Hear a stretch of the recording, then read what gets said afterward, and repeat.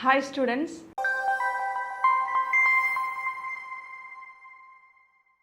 നമ്മൾ ഇന്ന് ചെയ്യാനായിട്ട് പോകുന്നത് സയൻസിലെ വളരെ ഇൻട്രസ്റ്റിംഗ് ആയിട്ടുള്ള ഒരു എക്സ്പെരിമെൻ്റ് ആണ്.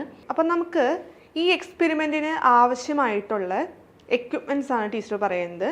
നമുക്ക് ഒരു കണ്ടെയ്നർ ആവശ്യമാണ്. അത് ട്രാൻസ്പെറൻ്റ് ആയിരിക്കണം. ഇവിടെ എടുത്തിട്ടുണ്ട്, ഒരു ബോക്സ് ആണ് എടുത്തിരിക്കുന്നത്. അത് ട്രാൻസ്പെറൻ്റ് ആണ്. അതിനകത്ത് ടീച്ചർ എന്ത് ചെയ്തിട്ടുണ്ട്, വാട്ടർ എടുത്തിട്ടുണ്ട്.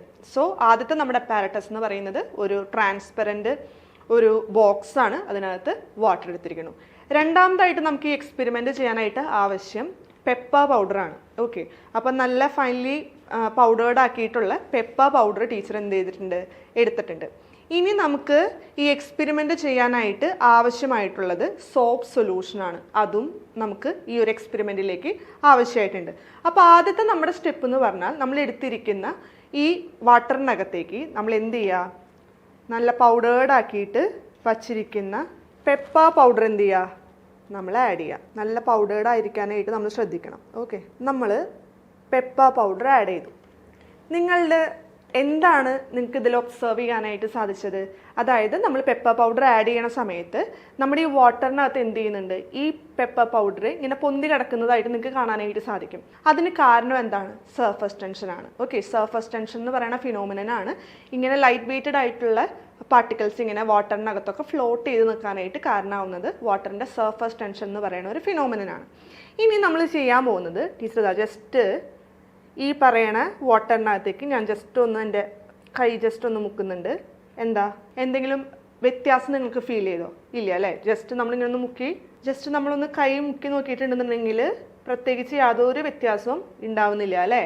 ഒരു വ്യത്യാസം നമുക്ക് ഭയങ്കര വലിയൊരു ഡിഫറൻസ് ഒന്നും പ്രത്യേകിച്ച് നമുക്ക് ഫീൽ ചെയ്യാനായിട്ട് സാധിക്കുന്നില്ല. നമ്മൾ നെക്സ്റ്റ് ചെയ്യാനായിട്ട് പോകുന്നത്, നമ്മൾ ആദ്യം ചെയ്തത് എന്തായിരുന്നു, ജസ്റ്റ് കൈ ജസ്റ്റ് ഒന്ന് മുക്കി, വെള്ളത്തിനകത്തേക്ക് മുക്കി, നമുക്ക് പ്രത്യേകിച്ച് ഡിഫറൻസ് ഒന്നും ഫീൽ ചെയ്തില്ല. നെക്സ്റ്റ് നമ്മൾ ചെയ്യാനായിട്ട് പോകുന്നത്, നമ്മൾ കൈ വെള്ളത്തിലേക്ക് മുക്കുന്നതിന് പകരമായിട്ട് ആദ്യം സോപ്പ് സൊല്യൂഷനിൽ ജസ്റ്റ് ഒന്ന് ഡിപ്പ് ചെയ്യുക. കൈ സോപ്പ് സൊല്യൂഷനിൽ മുക്കിയതിന് ശേഷം നമ്മൾ ഈ പറയുന്ന വാട്ടറിനകത്തേക്ക് ഡിപ്പ് ചെയ്യാൻ പോവാണ്. ഓക്കെ, നിങ്ങൾക്ക് എന്താ ഫീൽ ചെയ്യാനായിട്ട് പറ്റിയത്? നമ്മൾ സോപ്പ് സൊല്യൂഷനിൽ കൈ ഡിപ്പ് ചെയ്തിട്ട് ഈ പറഞ്ഞ പെപ്പർ പൗഡറിലേക്ക് അല്ലെങ്കിൽ വാട്ടറിനകത്തേക്ക് ജസ്റ്റ് കൈ ഒന്ന് ഡിപ്പ് ചെയ്യുന്ന സമയത്ത് എന്ത് സംഭവിക്കുന്നുണ്ട്, നമ്മുടെ ഈ പെപ്പർ പൗഡർ രണ്ടും എന്ത് ചെയ്യുന്നുണ്ട്, രണ്ട് ഭാഗത്തേക്ക് നീങ്ങുന്നതായിട്ട് കാണാനായിട്ട് പറ്റി. ഒരുമിച്ച് നിന്നുണ്ടായിരുന്ന പെപ്പർ പൗഡേഴ്സ് രണ്ടും എന്ത് ചെയ്തു, രണ്ട് ഭാഗങ്ങളിലേക്ക് മൂവ് ചെയ്യുന്നതായിട്ട് കാണാനായിട്ട് സാധിച്ചു. ഈ പറഞ്ഞ ഒബ്സർവേഷൻ്റെ കാരണം എന്താണ്? ഓക്കെ, അപ്പം നമ്മളിപ്പോൾ ചെയ്ത എക്സ്പെരിമെൻറ്റിൽ പെപ്പർ പൗഡർ രണ്ട് സ്ഥലത്തേക്കും നീങ്ങിപ്പോയി, രണ്ട് ഓപ്പോസിറ്റ് സൈഡിലേക്ക് നീങ്ങിപ്പോയി. എപ്പോൾ നമ്മൾ സോപ്പ് സൊല്യൂഷനിൽ ജസ്റ്റ് ഒന്ന് കൈ ഡിപ്പ് ചെയ്തിട്ട് ആ സൊല്യൂഷനകത്തേക്ക് അല്ലെങ്കിൽ ആ വാട്ടറിനകത്തേക്ക് ഡിപ്പ് ചെയ്യുമ്പോൾ പെപ്പർ പൗഡർ എന്ത് ചെയ്യുന്നുണ്ട്, രണ്ട് ഓപ്പോസിറ്റ് സൈഡിലേക്ക് മൂവ് ചെയ്യുന്നുണ്ട്. അതിന് കാരണം എന്താണ്?